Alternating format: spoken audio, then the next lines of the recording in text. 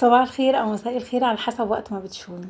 تعالوا بينا بقى نعمل شوية عاشورة كريمي جدا في منتهى الجمال وطعمها خطير. زي ما انتم شايفين كده النهاردة هنعمل طبق عاشورة حلو قوي كريمي بالفواكه وسادة وبالكنافة والمكسرات. يلا بينا نشوف عملناهم ازاي. تقل العاشورة بتتكلم عن نفسها.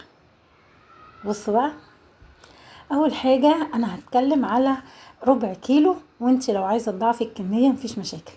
انا هنا جبت ربع كيلو بليلة وابتديت او الغلة نفسها وغليتها بشوية مية مع معلقة من الرز. واول ما غليت ابتديت ان انا اطفي عليها واسيبها حوالي ساعتين 3 كده منقوعين مع بعض. بعد كده ضفت شوية مية وهبتدي اكمل السوا بتاعها مع لتر من الحليب. زي ما انتم شايفين كده السكر طبعا على حسب الرغبة، السكر ده على حسب ما انتي بتحبي. زي ما انتم شايفين كده سبتها مكمورة حوالي 3 ساعات وما تنسوش. بعد كده جبت شوية لبن وحطيت عليهم معلقة كبيرة كريم شانتيه ومعلقة من النشا. زي ما انتم شايفين كده ودوبتهم كويس جدا. لو ما عندكيش كريم شانتيه ممكن تحطي معلقة او معلقتين من القشطة من وش اللبن اللي يعجبك او المتوفر عندك. زي ما انتم شايفين كده ابتديت انا اقلبهم كويس جدا، وبعد كده هبتدي ان انا بقى اقول لكم هنعمل ايه. قلبتهم زي ما انتم شايفين كده. بعد كده جبت نص الغله او البليله اللي انتم شايفينها قدامي، وهبتدي ان انا اضربها في قلب الخلاط او الهاند بلندر، بس مش هفرمها ناعم كده، لا انا عايزاها ايه، عايزاها خشنه شويه. وهبتدي ان انا اضيفها تاني مع الغله اللي انا كنت حطاها على النار. زي ما انتم شايفين كده انا مش هفرمها قوي، يعني انا مش هعمل الخلاط فرمه خشنه، لا انا عايزاها برضو مش فرمه ناعمه، قصدي انا عايزاها برضو تبقى نص تكسيره زي ما انتم شايفين كده. وبعد كده بصوا هي بالشكل ده عملت نشا لوحدها من غير نشا.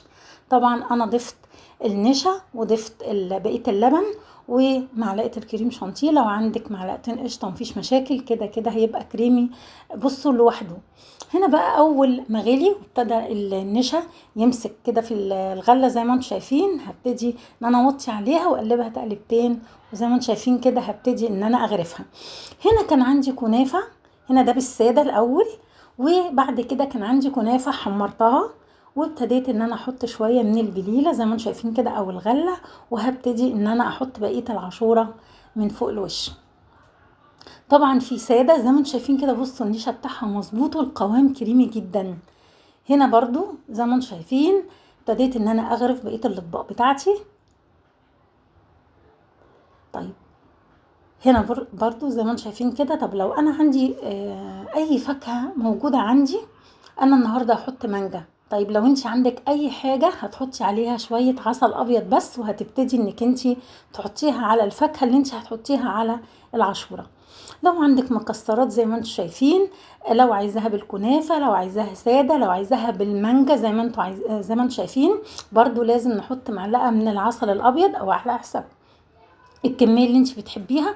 طيب لو عندك موز، على فكرة طعم الموز في منتهى الجمال مع العاشورة، طعمه فعلا لايق على بعضه جدا وتحفة.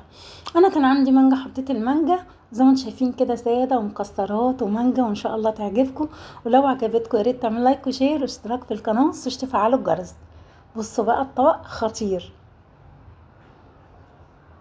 احلى عاشورة ممكن تعمليها، وعايزة تضاعفي الكمية بتضاعفي الكميات اللي انا قلتلك عليها زي ما انتم شايفين كده. بصوا بقى، وما تنسوش معلقه السكر ومعلقه العسل على الفاكهه. اما السكر دوت انا مرضتش اقول ايه بالظبط علشان ده على حسب الرغبه. انا عامه حطيت كوبايه وحوالي معلقتين.